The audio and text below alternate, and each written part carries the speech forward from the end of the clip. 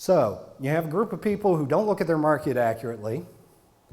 They don't know how to articulate a value proposition, much less fold it into a brand statement. And then they have this problem that they are unwilling to settle for a smaller part of the market in order to assure their success. They can't see the forest for the trees. They can't even tell that there's different species of trees in the forest, much less that it takes different axes and saws to cut down different types of trees. This gets us into the painful subject of segmentation. Most founders are bad at segmentation. Even the ones who understand it on a conceptual level do not do great segmentation. And the reason is that they are reluctant to sell to something less than their whole market. Segmentation, when you get into the big leagues, is insane. You will end up with multi-dimensional segmentation models that try to map not only every segment of the market and every subsegment of the market, but each one of the personas that you have to sell to with inside of each one of those subsegments. As a founder, you don't have to worry about it. This is probably as complex as your segmentation chart will ever get. But note that no matter what your product is, you're going to go out to the market and you're going to see that there are different groups that you can sell to. Understand you cannot, in the beginning, sell to all of them at once. You don't have the resources, you don't have the time, you don't have all the features to make a whole product for every segment, so you need to pick and choose. And when you read Crossing the Chasm, you know that you need to pick that beachhead segment. You need to find that one that's going to be your winner, the one that you can make defensible over time, and then focus relentlessly on that.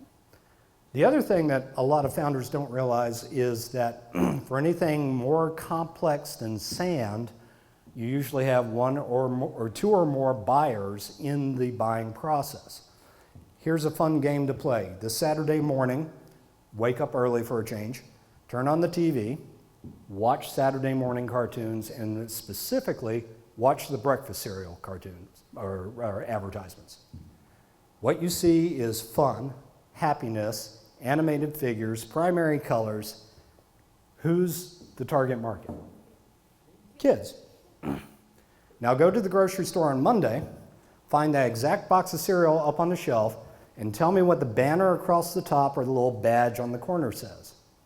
It says, made with whole grains. Who's the target market that's selling to? Parents. So even something as simple as breakfast cereals has at least two personas that you have to sell to. Now imagine coming up with the next great CRM system and all the different personas you have to sell to in marketing, in sales, in admin, in tech support, and blah, blah, blah, blah, blah. One of the truisms is that if you do not sell to everybody on the decision matrix, somebody can veto you. When I took over marketing North America for SUSE Linux, Red Hat owned the mind of the techies. If you asked a techie about Linux, they said, oh, Red Hat, yeah, I've got that running on these servers back here. We ran into a problem. If SUSE was going to try to communicate to the techies, we would lose because that battle had already been lost.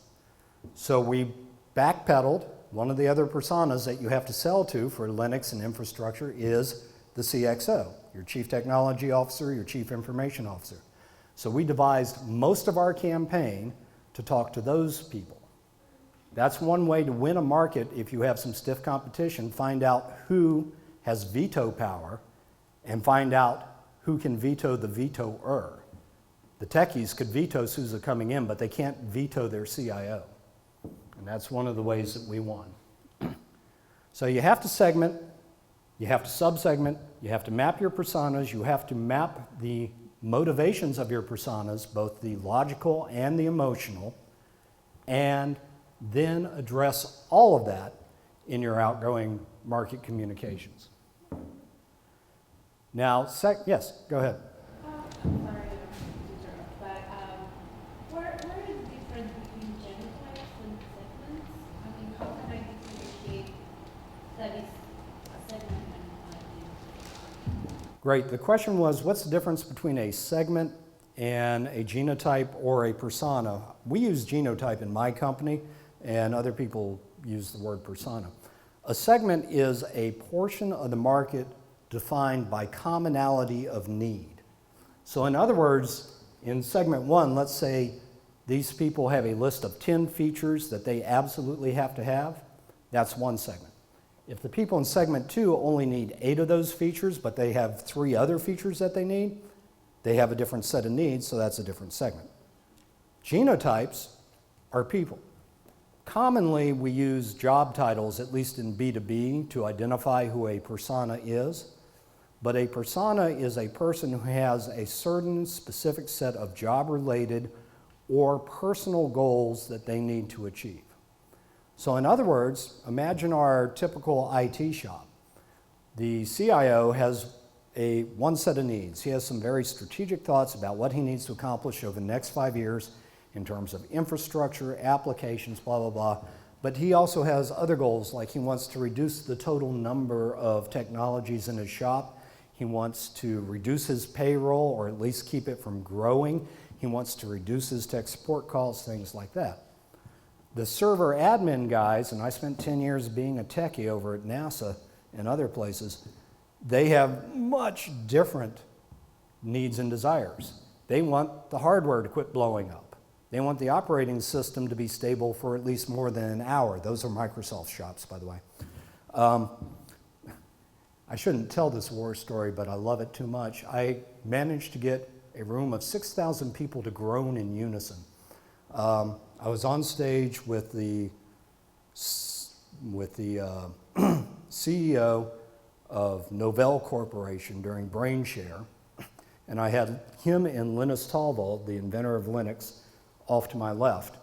And part of what I had to do was demonstrate that you could actually, over a network, boot a computer and install an operating system on it. So we've got these big monitors. They flip over to monitor number 2. It's black because that's the computer that we're going to turn on remotely. And I said, on this monitor here, you see a dead computer, better known as a Microsoft Windows server in its normal operating state. 6,000 people who hate Microsoft groaned in unison. It's a beautiful sound, it really is. So, back to your question. The genotypes or the personas are the people. You have to understand what makes their hearts and their minds go. One of the last real jobs that I had, I got to redefine an organization from the ground up. We sold software which was tied into utilities, and it would alert people when the network was down or when there were trouble tickets that needed to be answered, et cetera, et cetera. Horrible market, but at the time we had numerous competitors. When I looked at the key buyers in the 2 segments that we were going after, we noticed one similarity, and that was that they had extremely stressful jobs. So the tagline for the product, and it appeared in all of our advertising, was peace of mind. What does that have to do with software? Nothing.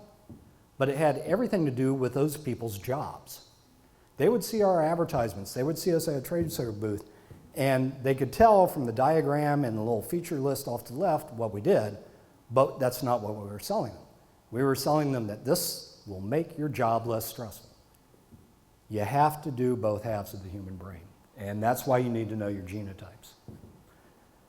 So when you get into segmentation, one of the things that you should do, not always necessary, but I advise it, is to come up with a segment scorecard.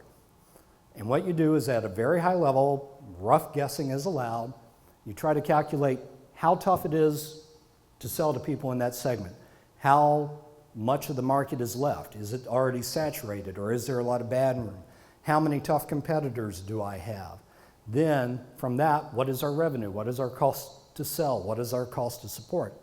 And what you're going to find out is that there's going to be 1 or 2 segments that are clearly better than all of your other choices.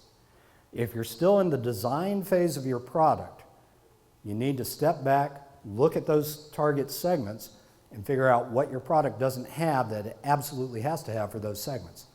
The reason this is important is that by picking the right segment, you're going to have much faster revenues, you're going to have much lower cost of selling, you're probably going to have less tech support and administrative support as well, because your customers are going to be very interactive in terms of it being successful.